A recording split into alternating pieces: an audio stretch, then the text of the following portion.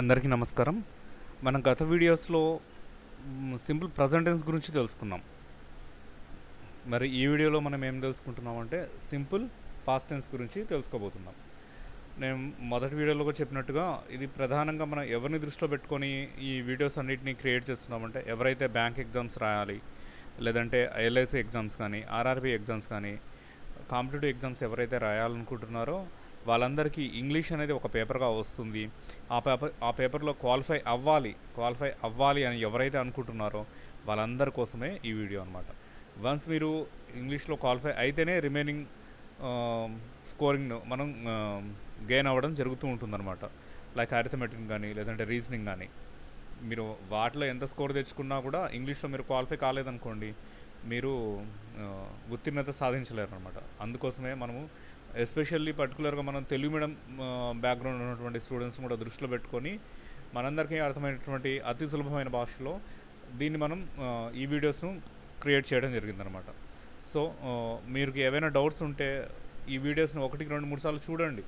మీకు అర్థం కాని విషయాలు ఏమన్నా ఉంటే మనకు హ్యాపీగా కామెంట్ బాక్స్లో మీరు మెన్షన్ చేస్తే నేను కంపల్సరీగా వాటికి రిప్లై ఇస్తాను అనమాట. చూద్దాం ఈరోజు క్లాస్లో సింపుల్ పాస్ట్ టెన్స్ గురించి తెలుసుకుందాం. గడిచిపోయినటువంటి సంఘటనల గురించి మనం తెలుసుకోవాలంటే, లేదంటే మనం మాట్లాడాలి అంటే సింపుల్ పాస్ట్ టెన్స్ను యూజ్ చేస్తాం సాధారణంగా. We use the simple past tense for the actions that are happened or completed at a certain time in the past. ఇక్కడ గమనించండి, సర్టెన్ టైం అని నొక్కి మరీ చెప్తున్నాను. గతంలో జరిగినటువంటి విషయాలు ఏవైనా ఉన్నా, లేదంటే గతంలో సంభవించినటువంటి సంఘటనలు ఏవైనా ఉన్నా, గతంలో కంప్లీట్ అయిపోయినటువంటి పనులు ఏవైనా ఉన్నా, అంటే ఒక పర్టికులర్ టైంకు జరిగింటే కనుక వాటిని సింపుల్ పాస్ట్ టెన్స్లో యూజ్ చేస్తాం. మళ్ళీ చెప్తున్నాను, ఇక్కడ సర్టెన్ టైం అని చెప్తున్నాను. ఈ సర్టెన్ టైంలో జరిగినటువంటి విషయాలు ఏవైనా మనం చెప్పాలనుకుంటే సింపుల్ పాస్ట్ టెన్స్లోనే మనం చెప్పాలి.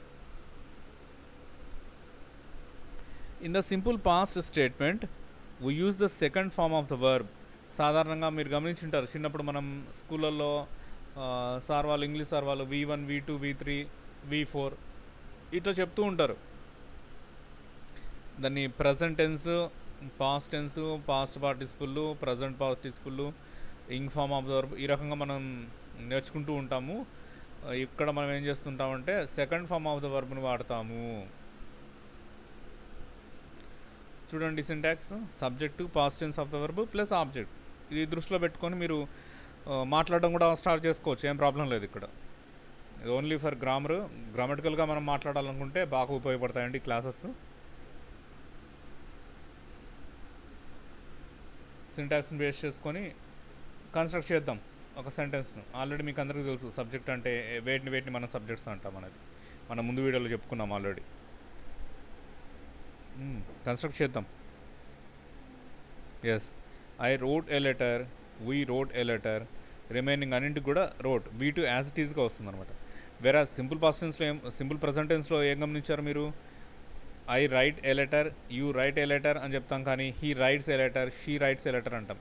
ఎందుకు? అది థర్డ్ పర్సన్ సింగులర్ కాబట్టి ఎస్ను కానీ ఈఎస్ను కానీ యాడ్ చేయడం జరిగింది. కానీ సింపుల్ పాస్ట్ టెన్స్లో ఎస్ను యాడ్ చేయాల్సినటువంటి అవసరం ఏం లేదమ్మా.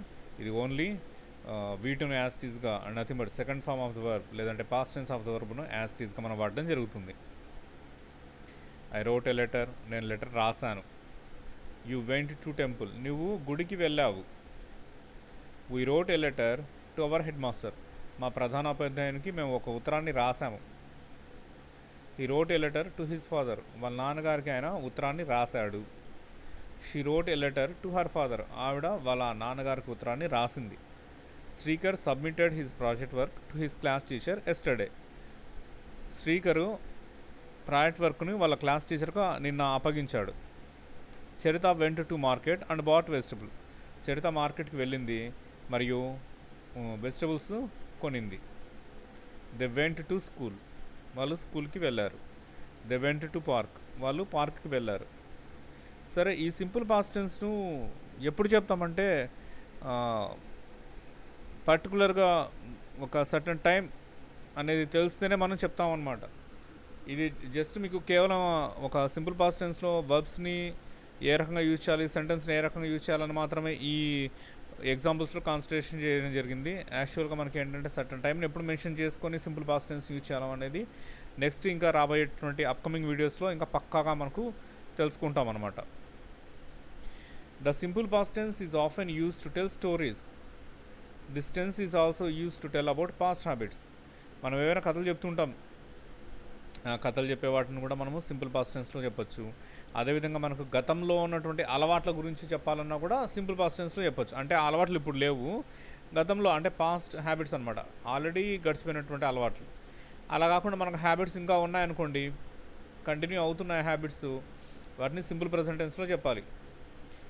ఇప్పుడు లేదు అలవాటు, గతంలో ఉంది, అలా అంటప్పుడు అటువంటి అలవాట్లను మనం సింపుల్ పాస్ట్ టెన్స్లో చెప్తే సరిపోతుంది.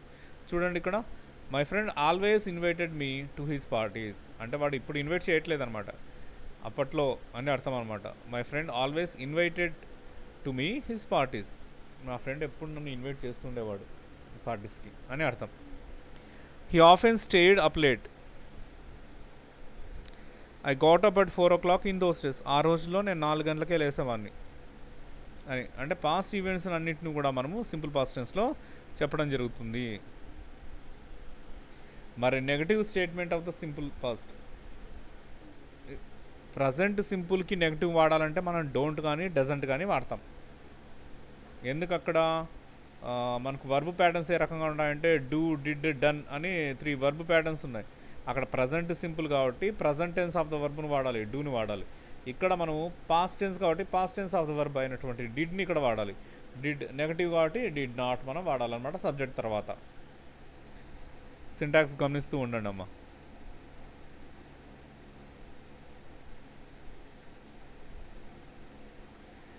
ఎగ్జాంపుల్స్, అఫర్మేటివ్, నెగిటివ్, అంటే పాజిటివ్ నెగిటివ్ రెండు చూడండి. పైన సింటాక్సెస్ కూడా ఉన్నాయి, వాటిని బేస్ చేసుకొని ఇక్కడ మనం ఎగ్జాంపుల్స్ను కన్స్ట్రక్ట్ చేస్తున్నాం అనమాట. I wrote a letter. నేను ఒక ఉత్తరాన్ని రాశాను, నేను ఒక ఉత్తరాన్ని రాయలేదు. ఐ డిడ్ నాట్, తర్వాత ఏం వాడాలి, V1 వాడాలి. ఐ డిడ్ నాట్ రోట్ అనకూడదు, ఆల్రెడీ డిడ్ వచ్చింది కాబట్టి. ఇక్కడ రోట్ గమనించండి, రోట్ అనేటువంటి పాస్ట్ టెన్స్ ఆఫ్ ద వర్బ్లో దాన్ని మనం కొంచెం విశ్లేషించుకొని చెప్తే wrote is equal to V2 is equal to past tense is equal to do plus present tense of the verb. Like the same way V2 is equal to do plus did not, past tense of the verb is equal to did plus present tense of the verb. అంటే V2 is equal to did plus V1.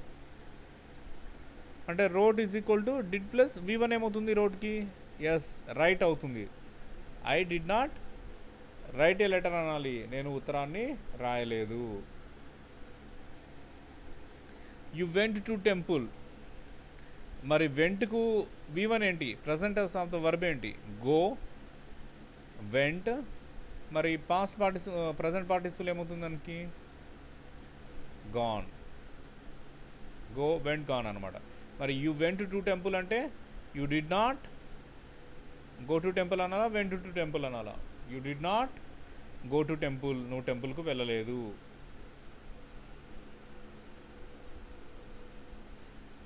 మరి ఇక్కడ fourth one చూడండి, fifth one. Srikar submitted his project work to his class teacher yesterday. Srikar నిన్న class టీచర్కు project work submit చేయలేదని చెప్పాలి.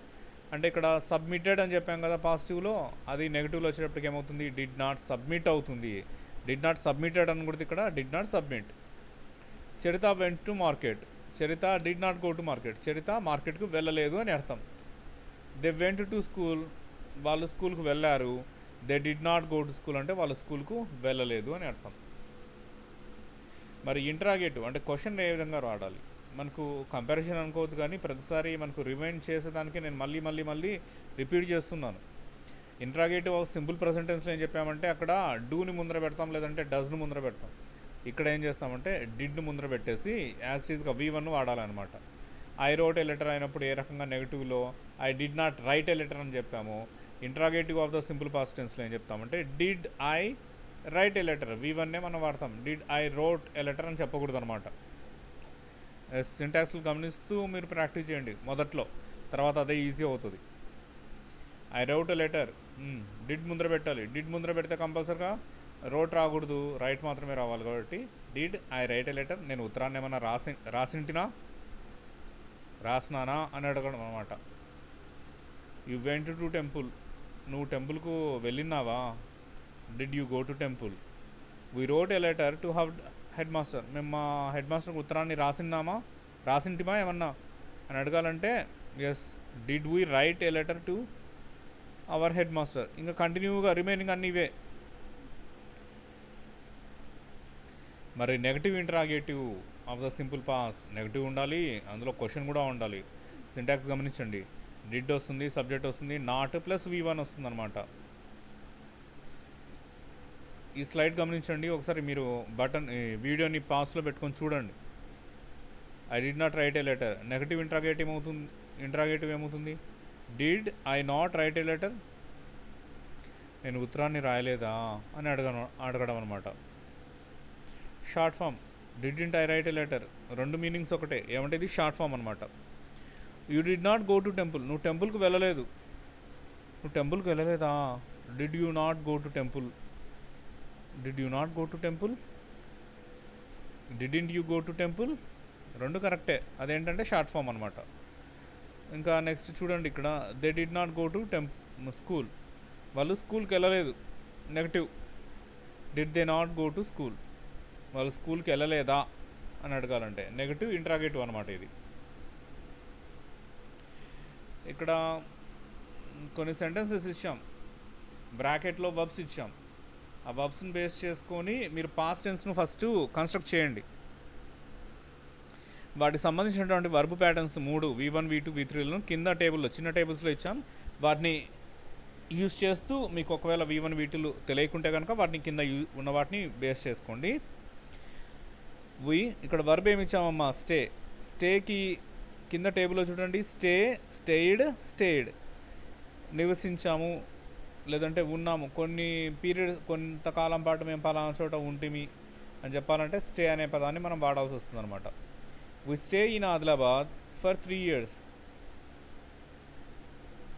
ఇక్కడ past టెన్స్లో కదా, మనకు పాస్ట్ టెన్స్లో రాయాలంటే స్టే అనే వర్బ్కి పాస్ట్ టెన్స్ ఏంటి, stayed. We stayed in Adilabad for 3 years, 3 ఏళ్ళు మేము ఆదిలాబాద్లో ఉన్నాం అని చెప్పడం అనమాట. I right several letters to my father last year, పోయిన సంవత్సరం నేను మా ఫాదర్కి చాలా ఉత్తరాలు రాసిన్నాను అని చెప్పాలంటే రైట్కి ఏంటి, road. I wrote several letters to my father last year అని చెప్పాలి. రైట్, రోట్, రిటర్న్ కింద టేబుల్లో గమనించండి V1 V2 V3లో. రిమైనింగ్ అన్నింటిని కూడా మీరు హ్యాపీగా ప్రాక్టీస్ చేయండి. మీకు ఏమైనా డౌట్స్ ఉంటే ఆల్రెడీ ఇక్కడ V1 V2 V3 టేబుల్స్ ఇచ్చాము, ఇంకా డౌట్స్ ఉంటే కనుక మెన్షన్ చేయండి పర్టికులర్ సెంటెన్స్ని, దానికి సంబంధించినటువంటి కామెంట్ బాక్స్లో నేను కంపల్సరీగా దానికి రిప్లై ఇస్తాను. Make the following into negative and also interrogative అనమాట. షీ పాస్డ్ హర్ ఎగ్జామినేషన్, ఆమె ఎగ్జామ్ పాస్ అయింది అని డిక్లేర్ చేసి చెప్తున్నారు అనమాట. పాస్ట్ టెన్స్ అంటే అఫర్మేటివ్ అనమాట, ఇది పాజిటివ్ సెంటెన్స్. చెప్పాం, కంప్లీట్ అయిపోయింది, పాస్ అవ్వడం అనేది అయిపోయింది అనమాట. నెగిటివ్ చెప్పాలి, she did not pass her examination అనాలి, షీ డిడ్ నాట్ పాస్డ్ అనకూడదు అనమాట. డిడ్ వచ్చినప్పుడు V1 ఉండాలి పక్కన, ఆల్రెడీ ఫస్ట్ నుంచి చెప్తూనే ఉన్నాం, అది నెగిటివ్ అయినా ఇంటరాగేటివ్ అయినా కూడా. She did not pass her examination, ఆమె ఎగ్జామినేషన్ పాస్ అవ్వలేదు. మనం అడగాలన్నమాట, పాస్ అయిందా, ఎగ్జామ్ పాస్ అయిందా. Did she pass her examination, yes, ఇది ఇంటరాగేటివ్. నెక్స్ట్ ఎగ్జాంపుల్ చూడండి, their meeting began on time. మీకు V1 V2 అర్థం కాకుంటే కింద చూడండి, began. Their meeting did not begin on time అని చెప్పాలి. అదే క్వశ్చన్ అయితే did their meeting begin on time. ఈ రకంగా రిమైనింగ్ అన్నీ కూడా మనం ఒకసారి నేను తెలుగులో వాటి యొక్క అర్థాలు చెప్తాను, మీరు వాటిని ఇంగ్లీష్లో ప్రాక్టీస్ చేయడమే కాకుండా నెగిటివ్ను మరియు ఇంటరాగేటివ్ను కూడా రాయండి. ఐ వెంట్ బై ప్లేన్, నేను ప్లేన్లో వెళ్ళాను. రాజు న్యూ ద ఆన్సర్, రాజుకు ఆన్సర్ తెలుసు. హీ డాన్స్డ్ వెల్, అతను చాలా బాగా డాన్స్ వేసినాడు. షీ స్టోల్ ద రింగ్, ఆమె రింగ్ను దొంగలించింది. The SI caught the thief, SI దొంగను పట్టుకున్నాడు. ద ఫ్లూ టు కువైట్, వాళ్ళు కువైట్కు వెళ్ళిపోయారని కదా ఇక్కడ అర్థము, వెళ్ళిపోయారని అర్థం. ఫ్లూ అని పెట్టామని ఎగురు వెళ్ళిపోయారు అనుకోకూడదు అనమాట. దే ఫ్లూ టు కువైట్ అంటే కువైట్కు వెళ్ళిపోయారని. సరే, వీటన్నింటికి ఇక్కడ చూడండి ఒకసారి V1 V2 V3లు. పాస్ వచ్చినప్పుడు past, began, go went gone, know knew known, dance, steal దొంగలించడం, స్టీల్ స్టోల్ స్టోలెన్, క్యాష్ పట్టుకోవడం, catch caught, fly flew flown. వీటిని బేస్ చేసుకొని మీరే వీటిని కన్స్ట్రక్ట్ చేయండి, ప్రాక్టీస్ చేయండి.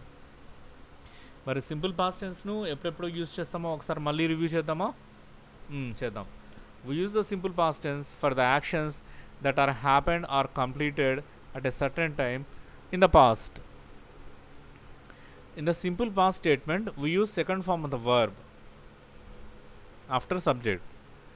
The simple past tense is often used to tell stories.